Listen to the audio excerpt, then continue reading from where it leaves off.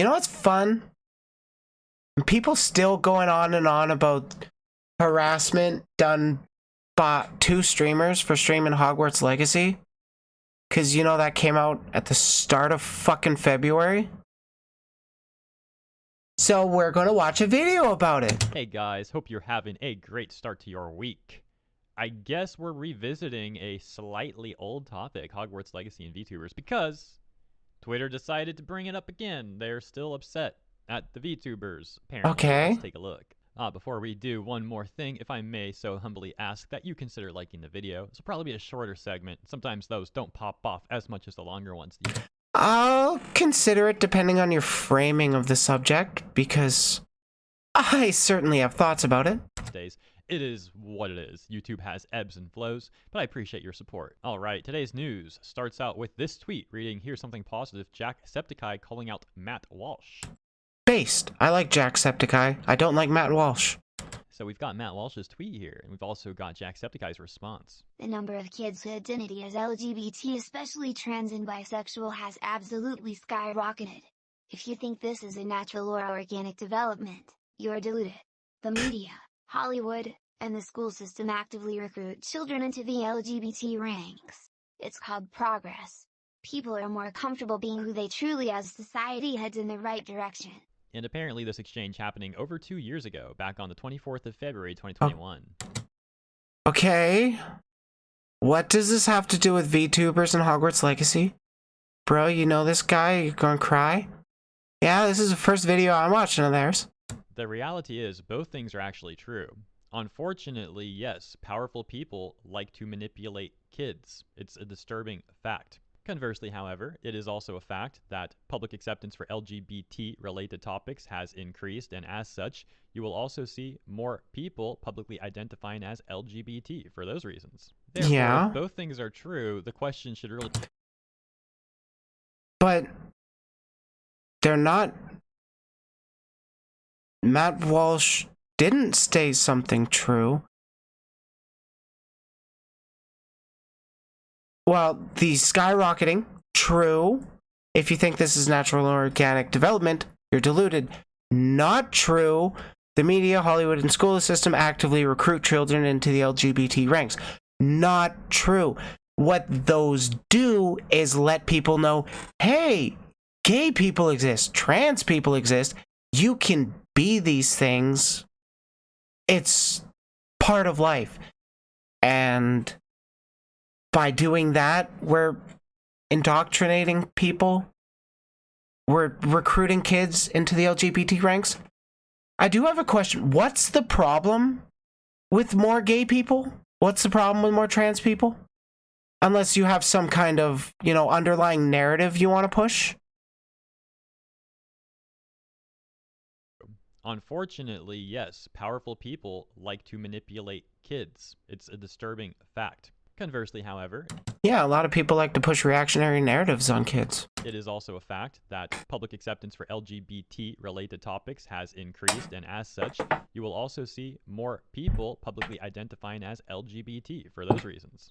Yeah, just like being left-handed. Therefore, if both things are true, the question should really be to what extent.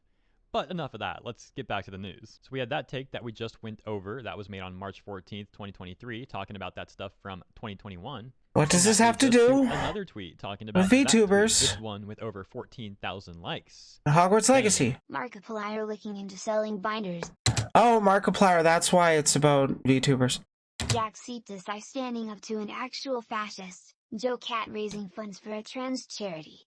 Meanwhile, the biggest names in tubing even mocked trans people or sat in silence while there was over a month of harassment from their fans. Yeah, that tweet at the top of this thread is objectively correct. The biggest names in VTubing have stayed silent, or they played into the narrative. I have covered this with Rev's video about Twitter freaks. It's a 2-hour video. More people should have seen it. The bar for allyship isn't even that high, and the most popular fake anime girls of the web keep diving under it. Something to keep in mind if they come waving rainbow flags in June. So yeah, I guess some people... I actually kind of agree with that. If you're going to stay silent during the literal rise of transphobia, death threats, doxing, and attacks on transgender streamers at large, or in general, if you're just going to stay silent about that, don't pretend to be an ally. That's pretty much it. I don't consider allyship based on whether or not you played the game. This is 100% about fucking actual harassment. It's like the Comicsgate people making the billionth video why Hollywood is woke and going off on a tangent that doesn't relate to the topic. I know. Why does this guy have 500,000 subs on People YouTube? are still mad at those VTuber ladies. Now, on the topic of allies, I did mention before that some allies absolutely can be fake and predatory, so there is that. Are VTubers obligated to take part in political drama? Actually, there's a bias within the VTuber community pushing against talking about politics at all. They claim that if you talk politics, you're just killing your channel, but then they've got, like, their entire fucking content history is political takes about the VTuber community from a reactionary perspective, claiming to be apolitical. That, oh my god. It's Rev says Desu, VTuber cringe. This guy, apparently. This dude just comes off really misogynistic to me, though. I think this dude just... Wait, misogynistic? How? What's the misogyny? This Deadass. dude just comes off fake and predatory, so... Come on. Now, yeah, I guess some people... What?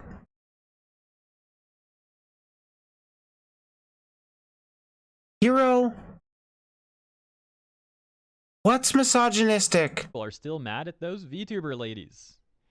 Now, on the topic of... Oh, wait, it's misogynistic because people were saying, hey, we'd feel uncomfortable if you streamed the Wizard game, and then fucking 4chaners were like, that's harassment, trans community is harassing my favorite streamers, and all the reactionary outlets on VTubing jumped on that train. I've got a long video I am working on. I'm not going to be streaming it when I'm actually recording it, because it's actually pretty important to me. This is like the one thing I'm doing offline of my streams. But basically, I'm going over the Hogwarts Legacy shit from the beginning of when people were bitching about it months before release, causing it to trend, up until now, where there's still a rise of transphobia. It got so much worse in February, and most people just don't care. And like any time it seems that people start bringing up, hey, trans people don't feel safe here, we get pushed back with, why are you always playing the victim? Like, if you don't want to listen to me, just fucking block me. By being apolitical, most of these people are being political by saying these bad people are happening and I just don't care. Yeah, that's the thing. My next video coming out about Rev Says Desu is explicitly on this, because my first engagement with him was back in November-ish, because he put out a video defending a certain Smash or Pass thread. I recommend going back in my feed or going into my channel and searching, why are they defending this? That was the first video of Rev's I covered. And then, after that, or in that video, I had a personal friend of mine, another VTuber, who had her profile picture in the video. And he had taken the stance, Rev had taken the stance of, you shouldn't carelessly cause harassment towards people by quote tweeting threads you don't like. And he did spend the time to cover up names of Twitter or tweets, but he didn't cover up the profile pics. And then just recently, he put out a video where he went over,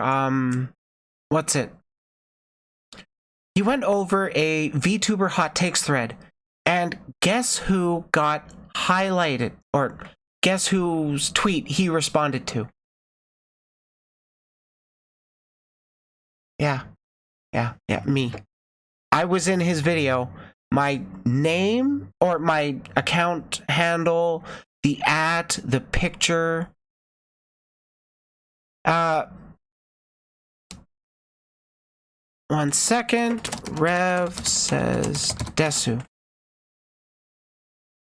I will be clear, I don't care if I have friends that actively consume his content. It doesn't make a difference to me what content you consume.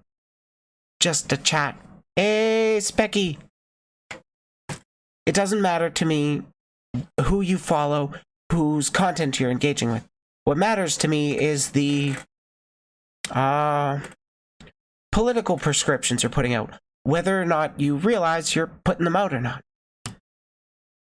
And I was just upset with Rev Says Desu because, you know, the first video I covered of his, he takes the moral high ground of you shouldn't cause unnecessary harassment by leaving stuff like that in, or by quote tweeting stuff that people can just go attack. And then, like, he kinda leaves my profile pic, name, the handle, all in that video while he's explicitly disagreeing. Now, I didn't get any pushback from that. I didn't get any direct messages over it. But I wouldn't be surprised if that is something that can happen in the future given his, I don't know, what do I call it? Not callous. I just don't think he actually cares. Is the thing. I don't think he actually cares. He just wants to farm drama points, get them clicks. Okay, back to this video though. We're done talking about Rev. I talk about him way too much. Allies, you know, I did mention before that some allies absolutely can be fake and predatory, so there is that. This dude just comes Everybody can be fake and predatory if given the chance. off really misogynistic to me, though. I think this dude just hates women. Like, it's weird that he singles out only the women. This ain't... How did he... What? I don't want to go back again. Male content creator. Male content creator. Male content creator. Meanwhile, the biggest names in VTubing, gender neutral, either mocked trans people or sat in silence while there was over a month of harassment to her fans.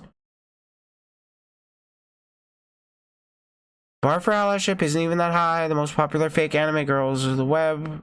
Keep diving under it. Okay, that's... Yeah, okay. That's still not misogynistic. That's pointing out that they haven't seen any actual commentation from the big streamers on the wave of harassment that's been going around to trans streamers. That's been ramped up in the recent times to trans streamers. But like these people just don't care. And I think a lot of the people that are pushing back against this Hogwarts legacy, like, I think the people pushing back are pushing a subconscious bias against trans people. I'm not saying he's transphobic. I'm saying he's got some biases he needs to check in on, because it's showing me bad signs. women. Like, it's weird that he singles out only the women. This ain't the first time he did it. I'll give you an example. You may already know what I'm talking about, though, because we talked about it about a month ago. When we went over parts of this thread, it's about 25 tweets long, where this person who claims... I'm bothered with my coffee. Apology stream needs to be said.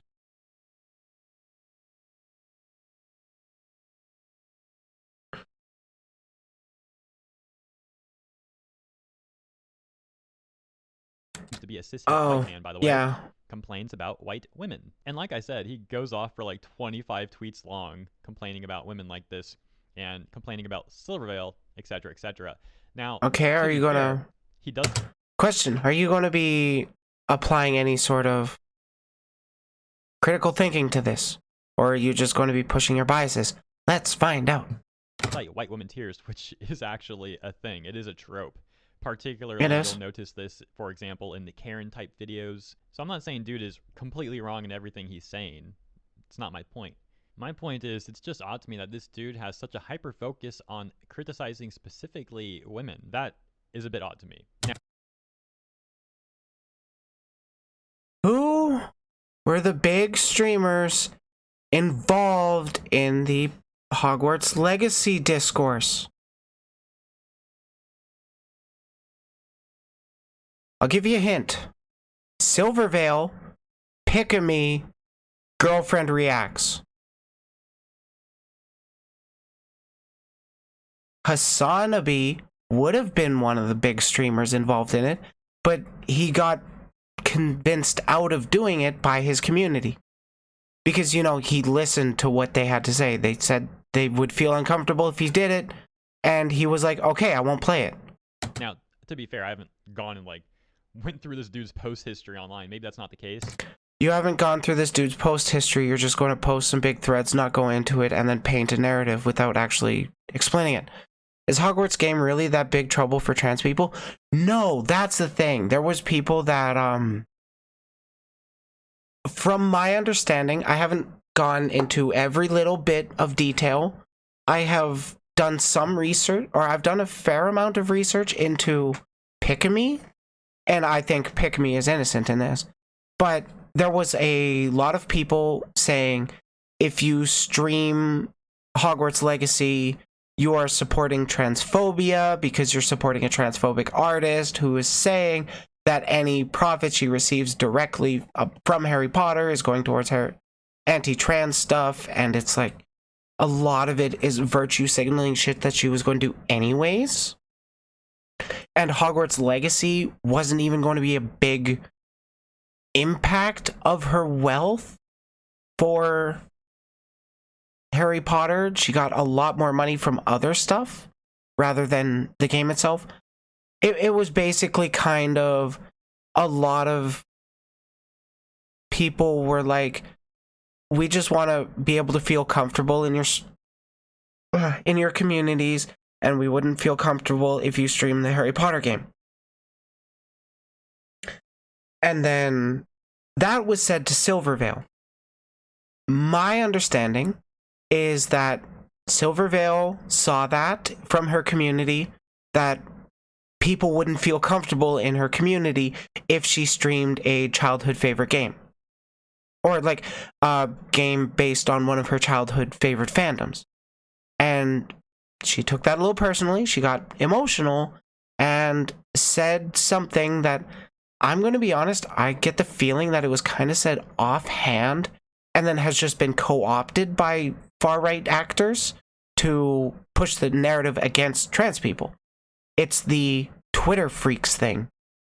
Because she got mad that people were telling her they wouldn't be comfortable in her community if she engaged with Harry Potter. Which I think is a bit of a bad argument personally. But I won't be getting into that. I am more concerned about preventing the harm of Hogwarts Legacy fallout of the discourse rather than any sort of abstract harm that Hogwarts Legacy would cause through, or did cause through, its mere existence to a problematic IP from a problematic author. With Silvervale, I'm not 100% sure. Honestly, because, like, I can see where it was a emotional response, like an honest emotional response where it got co-opted by bad actors. But, like, she should at least put out a statement, shouldn't she? It's something I have to look into before I actually put out my full video detailing Hogwarts Legacy discourse. But at least from the viral tweets that I've seen that this person has made, that's the assessment I've come to based off those. So That's that.